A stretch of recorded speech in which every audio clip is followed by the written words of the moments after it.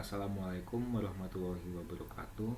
Perkenalkan, nama saya Fajar Aditya Rahman dengan NIM 24109111210021. Jadi pada kesempatan kali ini saya akan membahas mengenai anatomi dan klinis dari sistem respirasi dan kardiovaskuler.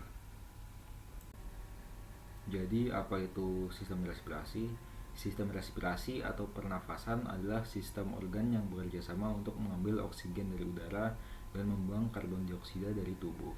Proses ini melibatkan berbagai macam organ seperti hidung, mulut, tenggorokan, laring, trakea, bronkus, dan paru-paru.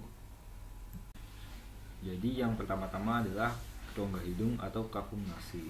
Jadi di rongga hidung itu terdapat vestibulum nasi yang merupakan bagian paling depan dari rongga hidung yang terletak tepat di belakang lubang hidung atau nares eksterna. Area ini dilapisi oleh kulit dan rambut-rambut halus atau fibrisae yang berfungsi menyaring partikel besar dari udara yang masuk. Lalu ada konka nasi superior. Konka nasi superior itu merupakan tonjolan tulang yang merupakan tulang etmoid di dinding lateral rongga hidung bagian atas. Ia berfungsi meningkatkan luas permukaan rongga hidung dan membantu mengarahkan aliran udara serta memanaskan dan melembabkan udara yang masuk. Lalu di bawahnya lagi itu ada konka nasi medius yang merupakan tonjolan tulang di bawah konka superior yang juga merupakan bagian dari tulang etmoid. Konka nasi medius ini sangat penting dalam mengatur aliran udara dan berhubungan dengan sinus paranasal seperti sinus maxillaris dan sinus frontalis. Lalu ada konka nasi inferior. Konka nasi inferior itu adalah konka terbesar dan merupakan tulang mandiri yang bukan bagian dari tulang etmoid. Fungsinya sama seperti konka lainnya, yaitu memanaskan, melembabkan, dan menyaring udara. Lalu masuk ke meatus hidung. Meatus itu merupakan saluran. Yang pertama adalah meatus nasi superior. Meatus nasi superior itu ruangan sempit yang berada di bawah konka nasi superior. Meatus ini menjadi tempat drainase dari sinus etmoid posterior dan sinus sphenoideus. Lalu di bawahnya ada meatus nasi medius yang merupakan jalur penting untuk drainase dari sinus frontalis, sinus maxillaris, dan sinus etmoid anterior. Lalu di bawahnya lagi ada meatus nasi inferior. Di meatus nasi inferior itu bermuara ductus nasolacrimalis atau saluran air mata yang menghubungkan mata dengan rongga hidung. Lalu di atap-atap rongga hidung itu terdapat regio olfaktoria yang merupakan area penciuman yang mengandung reseptor olfaktorius. Terletaknya itu di konka superior dan bagian atasnya septum nasi. Di sini molekul bau ditangkap dan diteruskan ke otak. Lalu ada septum nasi yang merupakan dinding pemisah antara rongga hidung kanan dan kiri. Septum nasi itu tersusun dari bagian tulang vomer dan etmoid serta tulang rawan, menjaga simetris aliran udara dan mendukung struktur hidung. Lalu di rongga hidung itu terdapat palatum durum yang merupakan langit-langit keras yang membentuk bagian anterior atap rongga mulut dan dasar rongga hidung, tersusun atas tulang maksila dan palatina. Lalu ada palatum mole yang merupakan langit-langit lunak di bagian posterior dari palatum durum, berperan dalam proses menelan dan berbicara, serta mencegah makanan masuk ke rongga hidung saat menelan. Lalu di depan ada sinus frontalis yang merupakan rongga udara di tulang frontal yang bermuara ke meatus nasi medius. Sinus frontalis ini membantu mengurangi berat tulang tengkorak dan memproduksi mukus. Lalu ada sinus sphenoideus. Sinus sphenoideus itu terletak di dalam tulang sphenoid di belakang rongga hidung. Bermuaranya di meatus nasi superior melalui recessus sphenoetmoidalis dekat dengan struktur penting seperti chiasma opticum. Lalu di struktur selanjutnya terdapat faring. Faring ini terbagi menjadi 3, ada nasofaring, orofaring, dan laryngofaring. Yang pertama adalah nasofaring. Nasofaring itu bagian atas faring yang berada di belakang rongga hidung dan di atas langit-langit lunak atau palatum mole. Nasofaring ini berfungsi sebagai saluran pernapasan dan terhubung ke telinga tengah melalui tuba auditoria. Lalu di dalam nasofaring ini terdapat tonsilla pharyngealis yang merupakan jaringan limfoid yang terletak di atap dan dinding posterior nasofaring, Fungsinya itu sebagai pertahanan imun terhadap patogen yang masuk melalui udara. Lalu ada Osteopharyngeum tubae auditoriae yang merupakan lubang masuk dari tuba auditoria ke dalam nasofaring. Tuba ini menghubungkan nasofaring dengan telinga tengah dan berfungsi menyamakan tekanan udara di kedua sisi gendang telinga. Lalu di bawah dari nasofaring itu terdapat orofaring. Orofaring itu bagian tengah faring yang berada di belakang rongga mulut, terbentang dari batas bawah palatum mole sampai ke atas epiglotis, yang merupakan jalur udara dan makanan, terhubung langsung dengan rongga mulut melalui isthmus faucium. Di orofaring ini terdapat uvula yang merupakan tonjolan kecil yang tergantung di ujung belakang palatum mole. Perannya itu untuk membantu menutup nasofaring saat menelan sehingga makanan tidak masuk ke hidung. Terus terdapat tonsa palatina yang merupakan amandel yang terletak di kedua sisi orofaring, di antara arcus palatoglossus dan arcus palatopharyngeus, yang merupakan bagian dari cincin Waldeyer dan berperan dalam pertahanan imun terhadap infeksi yang masuk lewat mulut. Lalu terdapat epiglotis, yaitu struktur tulang rawan berbentuk seperti daun yang berada di belakang lidah dan di atas laring. Saat menelan, epiglotis itu menutup saluran nafas untuk mencegah makanan masuk ke trakea. Lalu bagian terakhir faring itu ada laryngofaring. Bagian laryngofaring itu berada mulai dari ujung bawah orofaring hingga ke bifurkasi antara esofagus dan trakea. Laryngofaring ini merupakan jalur bersama terakhir udara dan makanan sebelum bercabang menjadi saluran pernapasan dan saluran cerna. Selanjutnya masuk ke bagian laring. Dalam laring ini terdapat vestibulum laringis, yaitu merupakan bagian paling atas dari rongga laring, dimulai dari pintu masuk laring atau aditus laringis sampai ke plica vestibularis. Ini adalah saluran tempat pertama udara masuk dari faring menuju laring. Lalu terdapat plica ariepiglotica yang merupakan lipatan jaringan yang memanjang dari sisi epiglotis ke cartilago arytenoidea. Lipatan ini membentuk batas lateral aditus laringis dan mengandung otot serta cartilago kecil yang termasuk cartilago cuneiformis dan cartilago corniculata. Lalu terdapat tuberculum cuneiforme yang merupakan tonjolan kecil pada plica ariepiglotica yang disebabkan oleh keberadaan cartilago cuneiformis di dalamnya. Cartilago ini tidak menyatu dengan tulang lain, tetapi berfungsi untuk mendukung dan menjaga kestabilan lipatan ariepiglotica. Lalu ada tuberculum corniculatum yang merupakan tonjolan yang terletak di atas cartilago arytenoidea dan disebabkan oleh cartilago corniculata. Cartilago ini bersatu dengan arytenoidea dan membantu menjaga struktur aditus laringis tetap terbuka. Lalu ada rima vestibularis yang merupakan celah antara kedua plica vestibularis. Ini adalah bagian dari vestibulum laringis, tapi tidak berperan dalam pembentukan suara, melainkan dalam perlindungan saluran nafas. Lalu selanjutnya ada plica vestibularis yang disebut juga sebagai pita suara palsu. Ini merupakan lipatan mukosa yang berisi jaringan fibrosa dan kelenjar, tidak elastis, terletak di atas plica vokalis dan membantu melindungi pita suara sejati serta menutup laring saat menelan.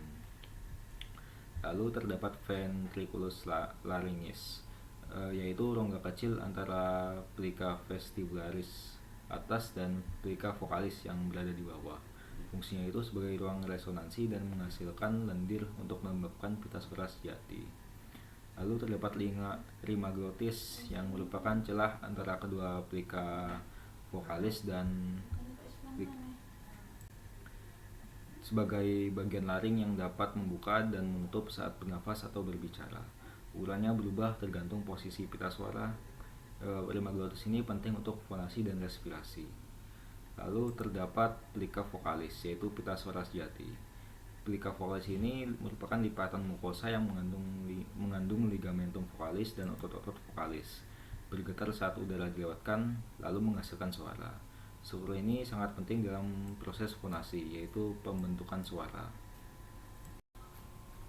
Lalu masuk ke bagian trakea. Dalam trakea ini terdapat cartilago thyroidea yang merupakan tulang rawan terbesar pada laring, berbentuk seperti perisai.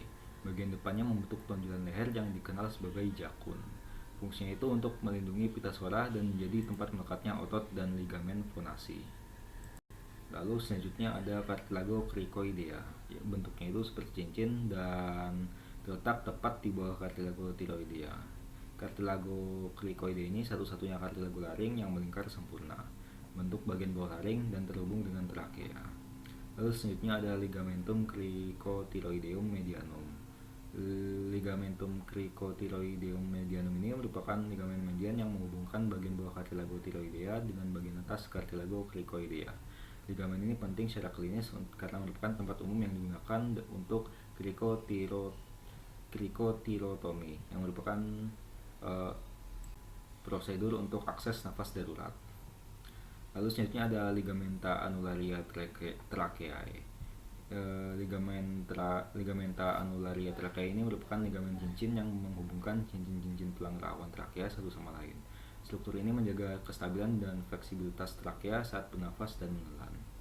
Lalu ada bifurcatiotracheae yang merupakan percabangan trakea menjadi dua bronkus utama, yaitu bronkus principale. Terletak di tingkat vibrata T4 sampai T5 di belakang angulus sterni. Struktur ini penting sebagai titik awal saluran nafas menuju ke paru kanan dan kiri. Lalu terdapat carina tracheae, yaitu tonjolan cartilaginosa yang terletak di bifurcatiotracheae di antara dua bronkus utama.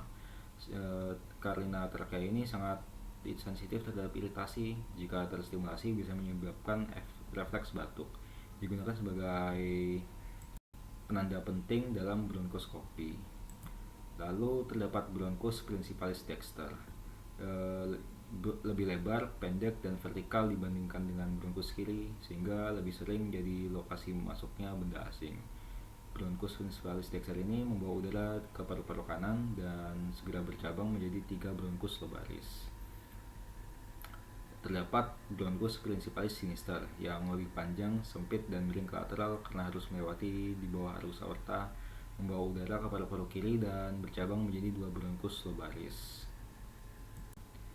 Lalu terdapat bronkus lobaris superior dexter yang merupakan cabang pertama dari bronkus utama kanan.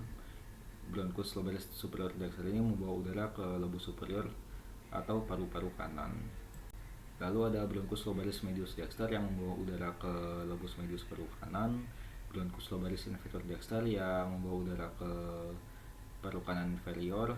Lalu ada bronkus lobaris superior sinister yang membawa udara ke lobus superior paru kiri. Lalu terakhir ada bronkus lobaris inferior sinister yang membawa udara ke lobus inferior paru kiri. Lalu kita masuk ke struktur paru-paru atau pulmo.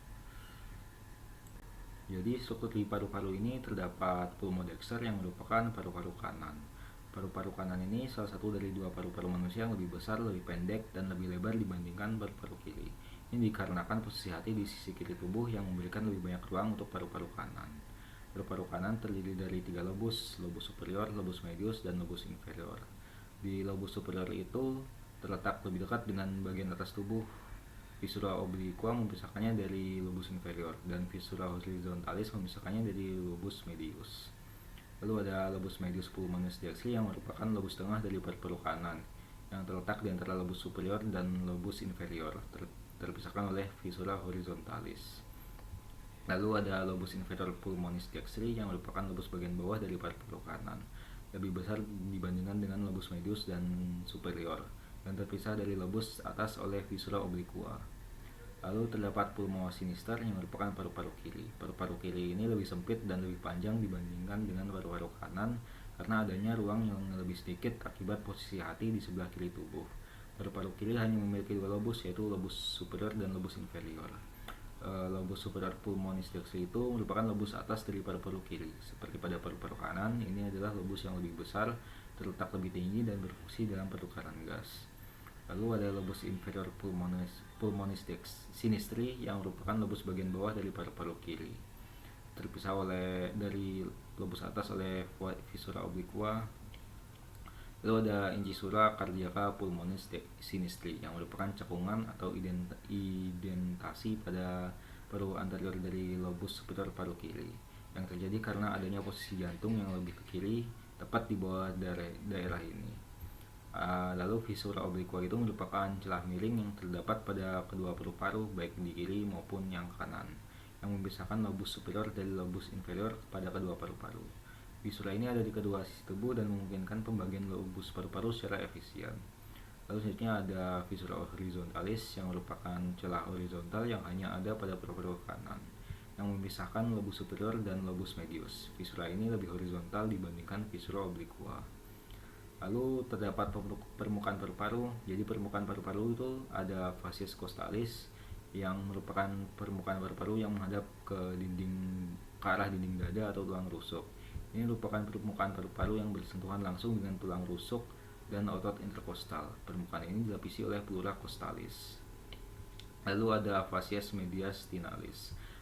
Facies mediastinalis itu permukaan paru-paru yang menghadap ke arah mediastinum, yaitu ruang di tengah dada yang berisi jantung, pembuluh darah besar, trakea, dan organ lainnya. Di sini juga terdapat hilus pulmonalis yang merupakan tempat masuk dan keluarnya pembuluh darah, bronkus, dan saraf. Lalu terakhir ada facies diafragmatica, yaitu permukaan paru-paru yang menghadap diafragma. Itu otot pemisah antara rongga dada dan rongga mulut. Permukaan ini relatif lebih datar dan berfungsi untuk beradaptasi dengan gerakan diafragma saat pernafasan. Lalu selanjutnya masuk ke sistem kardiovaskular. Sistem kardiovaskular itu adalah sistem organ dalam tubuh yang bertanggung jawab untuk mengedarkan darah ke seluruh tubuh. Sistem ini terdiri dari jantung, pembuluh darah yang terdiri dari arteri, vena, dan kapiler, dan darah. Jadi kita akan membahas tentang jantung. Jantung atau dalam bahasa latinnya itu cor merupakan pompa ganda yang memompa darah ke seluruh tubuh. Jadi struktur di jantung ini terdapat vena cava superior yang merupakan pembuluh darah besar yang membawa darah deoksigenasi dari bagian atas tubuh, yaitu kepala, leher, lengan ke atrium kanan atau atrium dextrum. Lalu di bawahnya ada vena cava inferior. Vena cava inferior ini merupakan pembuluh darah besar yang membawa darah deoksigenasi dari bagian bawah tubuh, yaitu abdomen, pelvis, atau tungkai bawah ke atrium kanan. Lalu terdapat atrium dextrum, yaitu ruang atas kanan jantung yang menerima darah dari vena cava superior dan vena cava inferior dan sinus coronarius.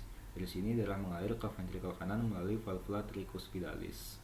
Valvula tricuspidalis itu katup yang berada di antara atrium kanan dan ventrikel kanan. Valvula ini mencegah aliran balik darah saat ventrikel berkontraksi. Terus ada ventriculus dexter yang menerima darah dari atrium kanan dan memompanya ke arteri pulmonalis melalui valva trunci pulmonalis menuju paru-paru untuk dioksigenasikan. Lalu ada valva trunci pulmonalis. Valva trunci pulmonalis itu merupakan katup semilunaris yang terletak di antara ventrikel kanan dan arteri pulmonalis. Fungsinya itu untuk mencegah aliran balik darah dari arteri pulmonalis ke ventrikel kanan. Lalu ada arteria pulmonalis yang merupakan pembuluh darah yang membawa darah deoksigenasi dari ventrikel kanan ke paru-paru. Merupakan satu-satunya arteri yang membawa darah yang tidak kaya oksigen. Selanjutnya ada vena pulmonalis yang merupakan 4 vena yang membawa darah teroksigenasi dari paru-paru ke atrium kiri. Merupakan satu-satunya vena yang membawa darah kaya oksigen.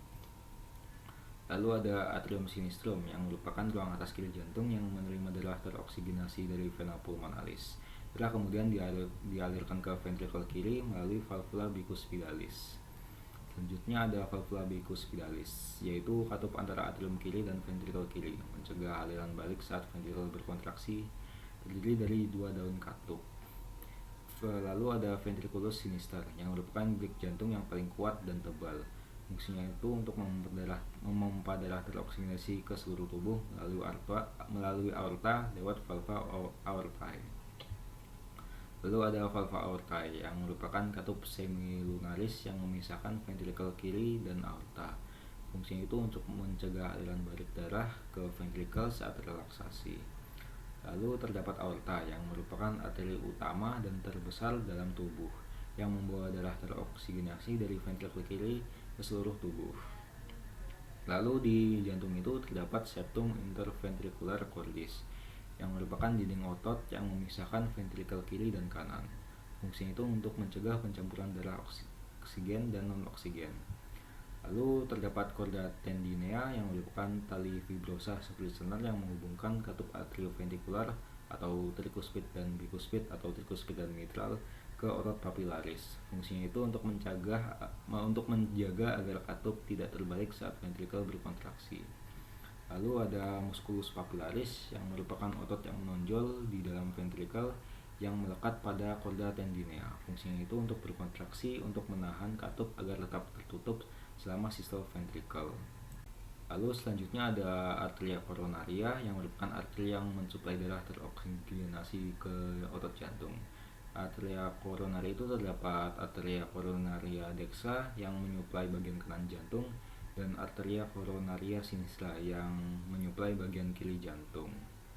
Lalu ada vena cordis magna, vena cordis media, dan vena cordis parva yang masing-masing itu mengalirkan darah dari area permukaan anterior ventrikel kiri ke sinus coronarius, lalu mengalirkan darah dari bagian belakang jantung ke sinus coronarius, dan mengalirkan darah dari permukaan lateral kanan jantung menuju sinus coronarius. Lalu terakhir ada sinus coronarius yang merupakan pembuluh besar yang terletak di bagian posterior atrium kanan. Sinus coronarius ini menampung darah dari vena-vena jantung tadi itu dan mengalirkannya ke atrium kanan. Karena pembahasan anatomi selesai, kita lanjut ke pembahasan klinik sistem respirasi dan sistem kardiovaskuler. Jadi untuk klinis kardiorespirasi itu ada tracheostomi yang merupakan suatu prosedur medis di mana dibuat lubang atau stoma pada trakea melalui leher untuk membantu pernafasan. Lubang ini bisa bersifat sementara atau permanen tergantung pada kondisi pasien. Prosedur ini biasanya dilakukan ketika saluran nafas bagian atas tersumbat atau tidak dapat digunakan secara efektif. Lalu ada efusi pleura. Efusi pleura itu adalah kondisi medis di mana terdapat penumpukan cairan berlebih di ruang pleura, yaitu rongga antara dua lapisan pleura. Secara normal di ruang pleura itu terdapat sedikit cairan sebagai pelumas agar paru-paru bisa bergerak dengan lancar saat bernafas. Namun dalam efusi pleura itu jumlah cairan ini meningkat secara tidak normal. Lalu untuk klinis kardiovaskuler itu terdapat stenosis katup jantung. Jadi stenosis katup jantung ini adalah kondisi ketika salah satu katup jantung mengalami penyempitan sehingga aliran darah itu yang melalui katup itu menjadi terhambat. Hal ini menyebabkan jantung harus bekerja lebih keras untuk memompa darah yang bisa berujung ke gangguan fungsi jantung. Biasanya stenosis katup jantung ini terjadi pada katup aorta dan katup mitral. Lalu terakhir ada hipertrofi ventrikel. Jadi hipertrofi ventrikel ini adalah kondisi medis di mana dinding otot ventrikel itu menebal akibat beban kerja yang meningkat secara terus-menerus. Hal ini merupakan bentuk adaptasi jantung terhadap tekanan atau volume darah yang tinggi. Namun jika berlangsung lama bisa menyebabkan penurunan fungsi jantung. Itu saja yang ingin saya sampaikan pada kesempatan kali ini. Terima kasih telah menonton. Wassalamualaikum warahmatullahi wabarakatuh.